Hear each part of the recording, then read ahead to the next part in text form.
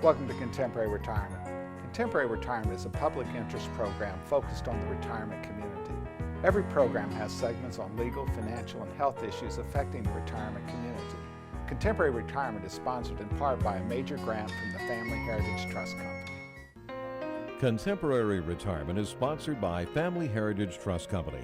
The Family Heritage Trust Company is an independent bank chartered trust company established by local professionals to provide fiduciary services including fee-based investment advice, trust services, retirement planning, and tax planning. The Family Heritage Trust Company is committed to client service in our communities. For more information, call the Family Heritage Trust Company at 301-631-5900. Contemporary Retirement is sponsored in part by a grant from R. Thomas Murphy & Associates, P.C. R. Thomas Murphy & Associates is one of Franklin County's leading law firms, emphasizing estate, trust, elder law, and medical assistance planning. Welcome to the Is It Legal feature on Contemporary Retirement. This segment focuses on various legal issues affecting the retirement community. With me today is Tom Murphy from the R. Thomas Murphy Law Firm with offices Waynesboro, Chambersburg, and McConnellsburg. Welcome to the show, Tom. Good morning, Mike. Tom, we've been doing a segment here for the last several weeks. This means you. Yep, we've been pushing people to look at their documents and figure out if it's right or wrong and fix it if it's not right. And they can't figure out whether it's right or wrong. We have a real simple. Right. If it's pre-2010 in Maryland and it's a power of attorney, it needs to be redone, period, because Maryland has a substantial change. Then it doesn't matter, even if I wrote it, it needs to be redone. Yeah, 15 was the big drop-dead date in Pennsylvania, and so again, documents were valid prior to that, but there were changes, and you need to keep your paper current. And then we had healthcare directives that we were talking about last week. You know, they have just evolved over the years. We use a form that looks very similar to the 1993 form that we used, but if you actually read through it, we have substantially changed the power. All power rests in the family. We've removed any authority of doctors and hospitals to impose decision-making on the family. Exactly. You need to have the ability to protect yourself and you not abdicate responsibility or control to the medical profession, even though they may have your best interest at heart. And so you really could, just looking at it, you could barely tell the difference. But in fact, you know, we have had problems with healthcare providers trying to impose their will on families. And we find that for every time that that's right, it's wrong 99 times. And the reality is you need to make sure your family or whoever you're trusting to make these decisions has control over the process. Yeah, and that's probably the biggest factor, that control to make sure that decisions are being made for the right reasons and in keeping with the patient's best interest and their feelings of what's right or wrong. You know, and part of it is it's just a total seismic change in the medical delivery system. 20 years ago, you could be pretty certain that your doctor was going to be at the hospital and had a long-standing history with you. You might have communicated your interests and desires. Today, you have hospitalists at the hospital. They don't know you from Adam, and you really have no business entrusting these people with your, life when they don't really even know you as a person. Right, and that's a good point. Where you were treating with the same doctor for years, there was an understanding of your wishes and your approach to your health. But now you're in many cases dealing with a stranger who you're meeting for the first time face to face at that time of admission. Well, you know, when I look at our healthcare directives, we made the last really super major change about 8 to 9 years ago. And so I would more or less use the same drop dead date that we use for powers of attorney. Even if I wrote that healthcare directive pre-2010, it needs to be reviewed. Right, it's just that the statutes, the law changes, and so you need to keep up. And it's not that we could see into the future to accommodate that, so it's a matter of fixing it to bring it current with the current statute. And then oftentimes there's a fear of naming multiple children as alternate health care decision makers. Normally the spouses are first. That's pretty easy. Right. But well, I have my one son, Johnny, because he's here. Well, Johnny retired and moved to Florida, so now it's not very handy. Right. And more often than not, the children are all going to consult each other anyway, so many times there's no reason to have a very limited number in that environment because the reality is that they will work it out and figure it out anyway. Yeah, and that's probably the biggest message is look at the reality of the current situation, and stuff changes. People have moved, and those reasons for naming individuals before probably have changed, and so do it right under the current circumstances. And we have another circumstance that arises all the time. Mom has moved in with her daughter. That's great, and the daughter's the primary care provider. The other children do not live in the area. But daughter's married, And the reality of it is that she's living with her daughter, that's fine, but if her daughter's out of town for some reason, many times that son-in-law needs to be on that health care directive too, not to make final decisions, but just to help manage the process until the children get there. Right, and you'll see that often where, in-laws and everybody else is involved with the actual delivery of care and taking people to doctor's appointments and the pharmacy, so your paper should reflect that. And oftentimes when we have an only son, which many times the daughter-in-law is very active in this process, because we as guys are not known as the best nurturers there, and so many times if the daughter-in-law is going to the doctor's appointment, she really needs to be on that document, not to make the final decisions, but just to be able to deal with the HIPAA. Well, yeah, exactly. I mean, there's many specialized rules out there, and you need to accommodate that. But the biggest thing is make these papers real. Reflect the real situation, what's going on. So as we oftentimes look at families, powers of attorney really have timestamps on. They need to be addressed. Unfortunately, things are getting changed by law and case law and statute, so you need to keep up. Healthcare directives need to be paying attention to, because this stuff is also changing. Living arrangements are changing. People moving from New York to live with their family in Pennsylvania or Maryland or vice versa. You really need to address those documents. Life happens, so keep your paperwork current. But oftentimes, wills don't need to be changed. In this example I was using the last couple of weeks, I had a family with a 1988 power of attorney, clearly had to be redone. Healthcare directive, 1988, totally out of date. But their will was just fine. Exactly. And so it's not the whole big package, it's the right things customized for the current situation. Tom, as always, thanks for taking time to appear on the program. You're welcome. More from Contemporary Retirement after these messages. Few things in life are as important as family. Leave your insurance worries to us. Write Gardner. Call or visit our website to learn how we can make insurance simple and more affordable. Every life that meets its end leaves a heart for love to mend. Sister, brother, family, friends are left to carry on.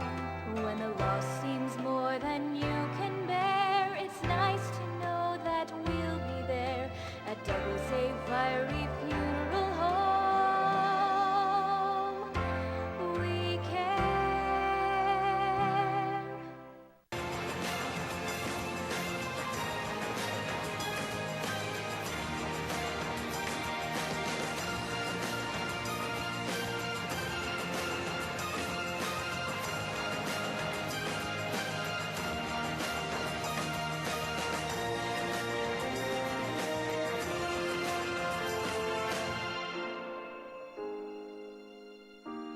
Call Ed Lowe to help put your mind at ease. Welcome to a special guest feature on Contemporary Retirement. This segment focuses on various issues which are of importance to the retirement community. With me today is Matt Hurley from Matthew Hurley Auctions. Welcome to the show, Matt. Hi, Mike. Auctioneering has changed a lot in the last 30, 40 years. When I first started doing this stuff, it was in people's backyards all day, weather-related issues and so forth. Do it a little different now. Very different. It's not what I started 25 years ago. So tell me what's different. What's different is we used to do it in the backyard, and it would take all day. Now it's all online, and the advantage of that, Mike, is people can bid for 2 weeks. They don't have to stand there all day. They don't have time for that. They want to bid when it's convenient, and they can bid anytime from home. And so people don't realize that the buying public has a change in the way they're approaching this stuff. And particularly the buyers don't have any hesitation about buying stuff off the internet, whereas the people 30 years ago would have never considered it. My wife did her grocery shopping last night from our home computer. She'll pick it up this morning. They'll call her when it's ready. And so that's what people do today. They buy off the internet. So when you do an internet sale, though, you take an awful lot of pictures and visualization, and people are accustomed to buying off of those pictures. We do video. We may do 30 pictures of one item, and it's just like holding it in your hand, sometimes even better. And so part of the issue here is that these weather issues, limited people, somebody else having another sale that was better than your sale, you could have nobody show up. Oh yeah, it used to be, you look in the paper and say, oh no, there's 5 auctions the same day as my auction, all in Hagerstown. Right. Now it doesn't matter, because they can bid at midnight, they can bid at 6 in the morning, they can bid during their lunch break from their iPhone. And one of the things I want to mention, you said Hagerstown, but I know I've used you all over Maryland. I know you go to West Virginia, so the fact is that you're not geographically limited. Last year we had an auction in California. 2 months ago we were in New Jersey, and so we really go wherever the auctions are. So a few weeks ago we had the mid-50s, mid-century stuff on. We're going to bring up some other pictures here. It doesn't mean this stuff doesn't sell. It just doesn't sell like it wants to. It doesn't sell like it used to, but this is an interesting auction. When we went to look at it, they said internet auctions won't work here. People don't do that. This was in West Virginia. This was in West Virginia, and we had a home run of an auction. All right, so you have a ton of bidders on that. That We do. item brought. This item brought $770, but what's interesting, there were 36 bids, and the successful bidder was $16,391. Just tells you how many bidders participated in this auction. So even though the mid-century stuff is hot, this high-quality stuff The high-quality modern furniture still does well. There's a corner chair, $260. In the backyard, that may have brought $30 or $40 or $50 or less. And what's important is it's positioned where it was in the house, which it makes looks it good. Looks good there. Yeah, this amazed me. This was an end table. It brought $520, had 40 bids. Just unbelievable. I couldn't believe it brought that. Of course, Hinkle Harris is wonderful Hinkle stuff. Harris, good quality, Yeah. excellent condition. They took good care of it. And this is another one. People say, but Matt, I paid $3,000 for it. Today's buyers don't want the big, large pieces of furniture. So it still did well. It had 34 bids, but it brought $850. And I know, well, this is another Hinkle Harris piece, and I know that the family thought that this sale, the other auctioneer thought it was going to be about $15,000. What did this sale They end up? expected it to bring $15,000. At the end of the day, it brought $41,000. And most importantly, they didn't pack all this stuff up and haul it, to your. You can see how nice that looks. The lamps are on it, the curtains, the carpet. It just looks good. Brought $860. Which is also, don't throw anything away and don't move anything. And imagine what this would have looked like in the backyard. It brought $2,300, but it was sitting right where Mom had it, beautifully kept, very clean, and brought $2,300. All right, so once again, we talk to people about, the buying public today does it differently, and you can't look at what traditional sales would have brought. Yeah. You're not going to get the full value of that property unless you do it the way the buyers are doing it. The buyers don't do it the same way the sellers are doing Mike, it. they want an Amazon experience. They want to log on, bid, and be done. They don't have all day to sit at an auction. Yeah, as I somewhat said, I used to go to those auctions. There'd be one piece I'd be interested in. I'd have to sit all day waiting for it, and then something would happen, I'd miss it. My daughter wanted to bid on a cow. We raised some cattle. It was in Texas. And so she logged on, she looked at it, she watched the video. Now, I didn't let her bid, but she could have bid from Pennsylvania on her iPhone. It's just amazing what technology's done. And I know that you're approaching 17,000 qualified bidders. 17,000. We average between 3,000 and 5,000 every auction that actually preview. That's pretty cool. It is. It's exciting. So how do they get a hold of you? They can go to our website, hurleyauctions.com, or give us a call, 717-597-9100. You'll come visit them and help them figure out what's best. Be happy to take a look. No charge. Matt, as always, thanks for taking time to appear on our program. Thanks. It's good to be here. More from Contemporary Retirement after these messages. Tranquility at Fredericktown Assisted Living and Memory Care provides a warm, home-like atmosphere that promotes daily life enrichment. At Tranquility, our medical director is a geriatric physician. Our professionals support and understand the various stages associated with Alzheimer's and dementia. We have on-site physical, occupational, and speech therapists, as well as around-the-clock licensed nurses. For more information, give Tranquility at Fredericktown a call today, because everyone deserves great care. Let us do the caregiving so you and your loved one can embrace life again. Dad, there's the big one. There's the big one. Just wait. There's the monster. Just one more bid on hurleyauctions.com. I got it. If you haven't visited hurleyauctions.com, you don't know what you're missing. Whether you're buying or selling, antique cars, tractors, boats, or real estate, you can do it all at hurleyauctions.com. Get to know Dr. Carrie Hesley at Diagnostic Imaging Services. What I find most rewarding is caring for women through our Women's Imaging Center. We have a caring staff that will ease patients through an ultrasound, bone densitometry, breast biopsy, or mammogram. Our health team is sensitive to emotions involved in women's imaging and understands that every woman is at risk for breast cancer. Providing the community with a center that is so dedicated to breast health and the imaging needs of women is something special. DIS Women's Imaging Center, providing women with progressive care. Welcome to Contemporary Health Scene. Contemporary Health Scene focuses on the health issues affecting the retirement community.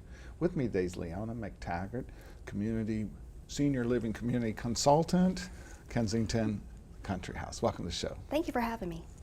You know, we talk about assisted living a lot, and I'm a big proponent of assisted living because we find most people who are trying to live in their own homes, particularly with the transitory nature of children not residing in the area, support structure being spread, they're actually putting themselves at risk. Correct, yeah. And that's, a lot of people, I like to call us or refer to us as the hidden treasure in Western Maryland because not a lot of folks realize what we have to offer until they actually step foot in there. Yeah, and particularly the Kensington, in terms of Western Maryland, really has the only dedicated dementia facility that's truly done modern style. Correct. Country House is a 22-bed, locked-down, secured facility for people with late dementia or Alzheimer's disease. But then I'm going to have Director Greg pull up a picture here because I just love the Kensington. Now that is actually an old hotel that was redeveloped into assisted living. Yes, it used to be the Algonquin in Cumberland, and Age Mark Corporation went ahead and transferred all those units, rooms into apartments. Now, and that's not the dementia facility. That is the standalone assisted living facility, and it is the old hotel. And that is the old hotel dining room. It is, and it is our grand formal dining room right now. So when you're serving meals there, people are actually coming down as if they were staying in the old hotel. Exactly, and we do get a lot of comments and a lot of positive comments about and it's also menu style dining. It is, yes. We cater and personalize to everybody's taste because everybody likes, their meals prepared differently. And one of the cool things I like about it is this is not a cookie cutter facility. You took all of those rooms, and there's all kinds of rooms from efficiencies to bedrooms and standalone butlers' kitchens and so forth. Pretty cool. Yes, it is, very much so, and it still has the feel of that old hotel. And of course, then you have a courtyard in the back here. We do. We hold a lot of special events in that area as well. Lots of concerts and bands perform there. And what I like about this facility is just across the bridge into the closed down Baltimore street so people can go down to restaurants and so forth. They do, and quite often they go to farmers market as well as special events that's hosted by the city of Cumberland. So what do we have there? That was the Country House, right? That was the Country House, yes. So that's the lockdown dementia facility. It is, yes. Mm-hmm. And one of the things that's cool about your facility, which is fairly unique in that area, is that you do have husbands and wives that have differing care needs, and so if one of them can no longer stay in the standalone assisted living, they could go to Country House, but all it is just a short walk across the courtyard for the spouse who's in the Kensington to go visit their spouse. That's correct, and also our life enrichment program integrates all three entities. Whenever we have special events and activities where we do have those husbands and wives that come together to share a special moment. And of course, you provide all kinds of support from medication management, mobility issues, dementia, as well as incontinence. We do, yes. We have a wellness program there in addition to our life enrichment and our dining services program. And a lot of folks are, they come there for the care and for the peace of mind. One of the other things that's happening too is we're seeing not only are hospitals discharging people when they're not ready to go home, so they're going to skilled care facilities, but we're also seeing Medicare and the health insurers putting people out of skilled care facilities that are still not ready to be fully independent.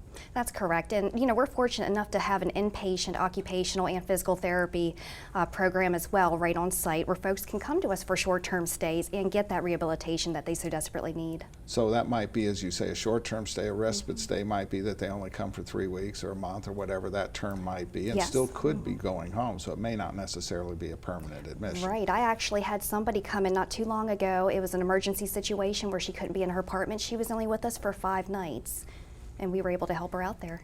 All right, so the cool thing is people need to come visit. They need to understand that it's not a nursing home, which is what they think it is. It's designed to promote independent living to the maximum level that a person is able to be independent. Correct, and we have some folks there who really don't need wellness or health care needs. It's just that simply they can't drive themselves anywhere anymore, and we provide unlimited local free transportation 7 days a week. And the pricing is based upon the service level that you need. So if you're truly just renting an apartment, it's going to be a lot less expensive than a person who needs extensive medical care. That's correct. It depends on the level of care.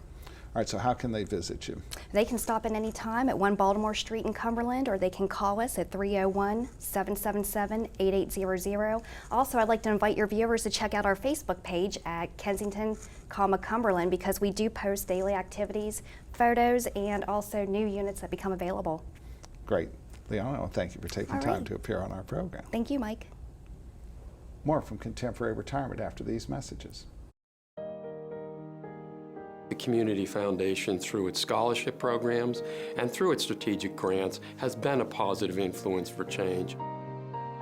Last year, change in Frederick County was influenced thanks to nearly 1,800 caring donors. Everyone can help. Your influence is key. Help us proactively focus on where we need to be investing our energy in the future.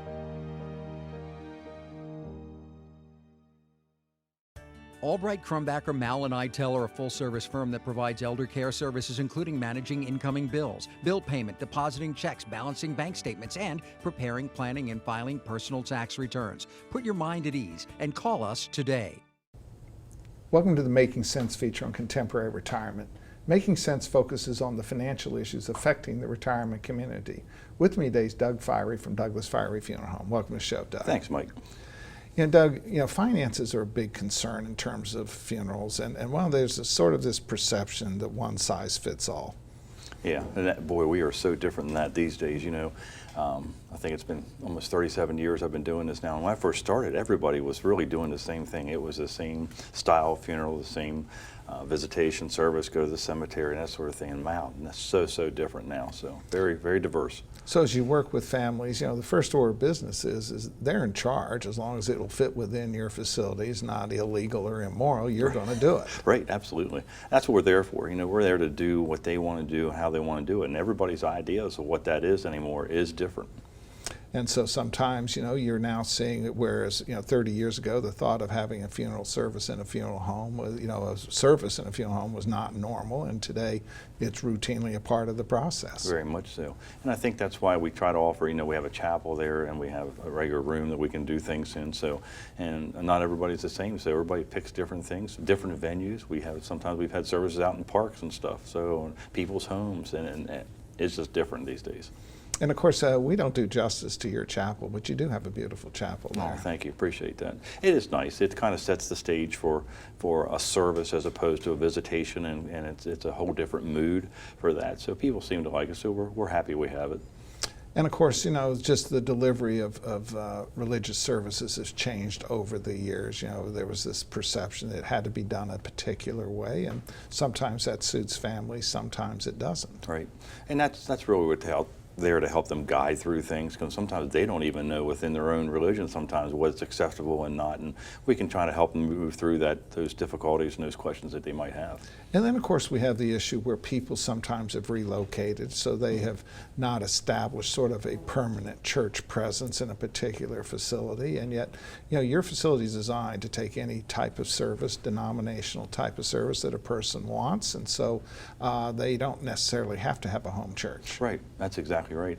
And unfortunately, with downtown, we have some of the most beautiful churches downtown that are really nice to have services in, but they lack parking and the ability to get in and out of them. So sometimes that makes it difficult to people to use their home church.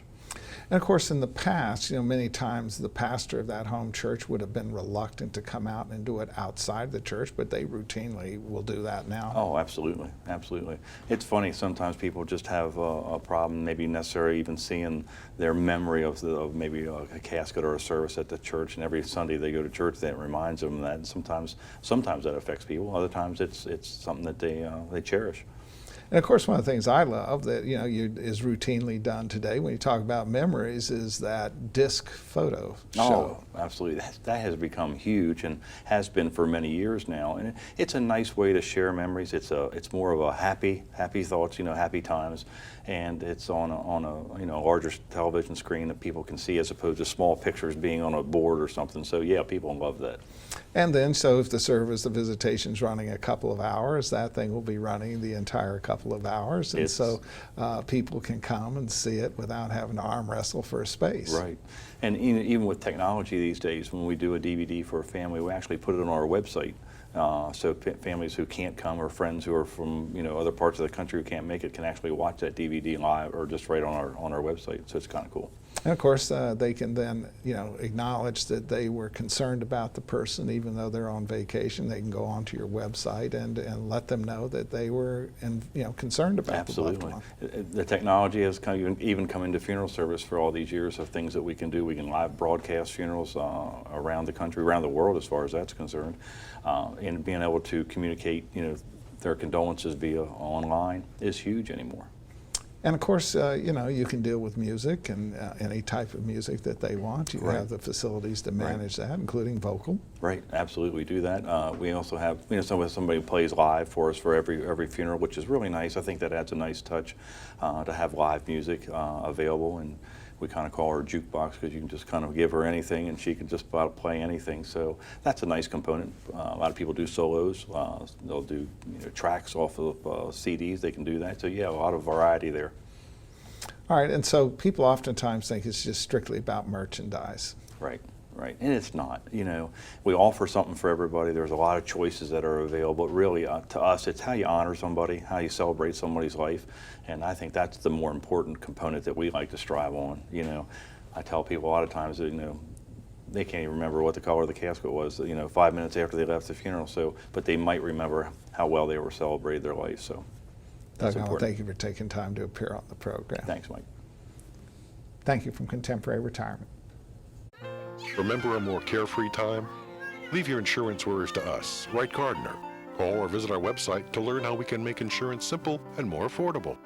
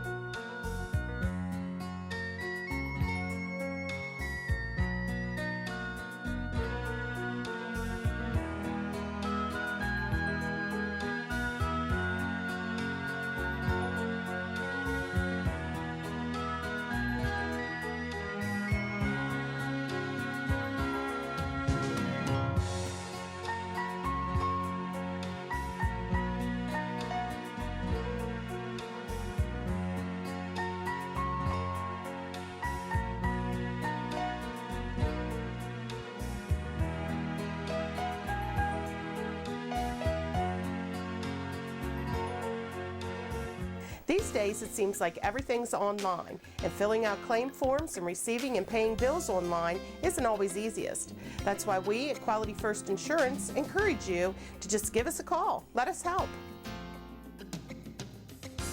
Hi there, I'm Paul Sweeney with Quality First Insurance, and it's still just this simple. Our offices are open every weekday where you'll be able to call and speak to real, live people. No detail was missed. I'm so glad that I turned to Quality First Insurance. I've recommended Quality First Insurance to my friends who've been just as satisfied. If you're not happy with what you're paying for Medigap, or more importantly, not happy with your service, give us a try. We're locally owned, and we take the time to provide you with the best. We are Quality First Insurance, and our mission is to provide quality products to quality people. Pick up the phone and give us a call today at 800-745-1411.